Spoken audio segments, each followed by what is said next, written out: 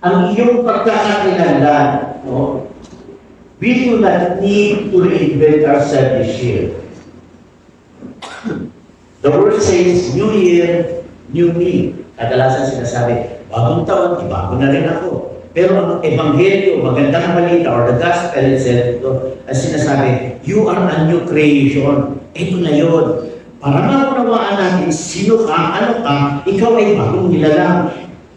Dati puro namin, lumang puro namin. Ikaw ay bago na, wala na, hindi ka na nanandirizon, hindi ka na umiinom. Hindi yun.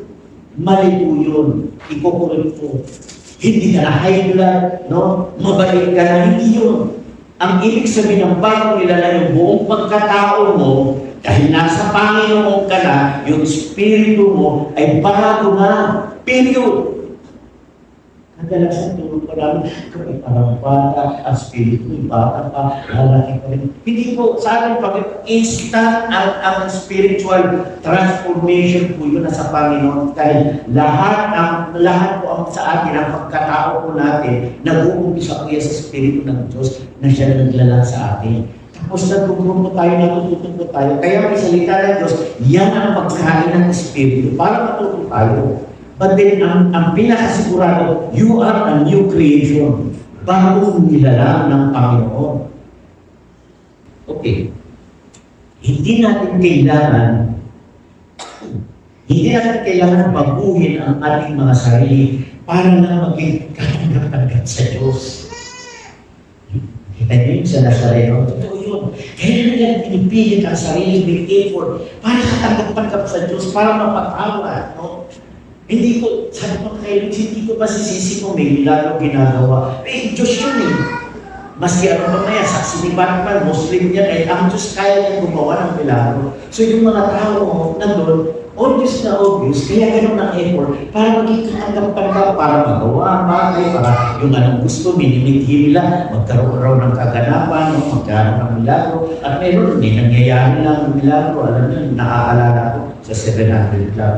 Sa 700 Club, sasabihin ng isang preacher, yung isa sa inyo, may bukol dito, mawawala na yan, binabago na ng Panginoon. Sa milyon-milyon tao ang nakikinig. Kami isang masakol doon. Tapos sa tao sa station, may milagro. It's happening. Hindi natin ang Panginoon.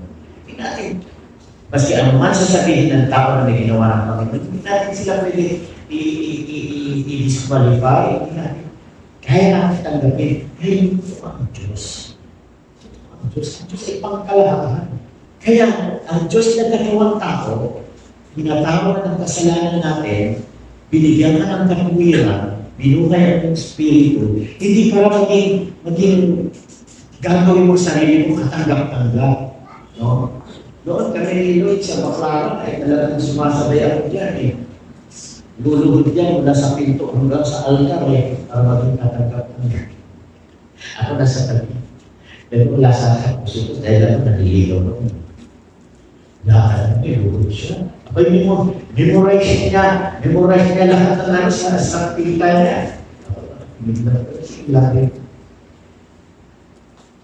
Anong purpose mo? Kasi yun ang itinuro, yun ang doktrina, yun ang mga generation na ibinasa. Ewan ko kung kasama na kasi Diego sa Baclaran. Ay, sa akin ka pala. Hindi pa yan, inaalala natin yan. Alam ko sa kasama siya eh. Saka, para na makalusok ko rin ng Baclaran, eh, si Diego sa akin. So, ano yung ginagawa? It's all human effort para maging katanggap. But in the new identity, hindi mo na kailangan gawin niya. Alam ng Diyos, alam ng Espiritu mo kung sino ka sa harap. Kaya, kaya mo tumayo. Kung may kalaban ka, kaya mong titian. Alam mo sino ka. Kung sinisira ka, alam mo sino ka. Hindi mo na kailangan makikatulad niya. Lalaban eh. Ako naman, hindi pwede yan sa prinsipyo ko. So, we don't do things to be accepted. We are already accepted in the Lord. That is the new creation. Period. Yan ang halaga. Mamumuhay tayo mula sa pagtanggap na nakuha natin sa ating Panginoon.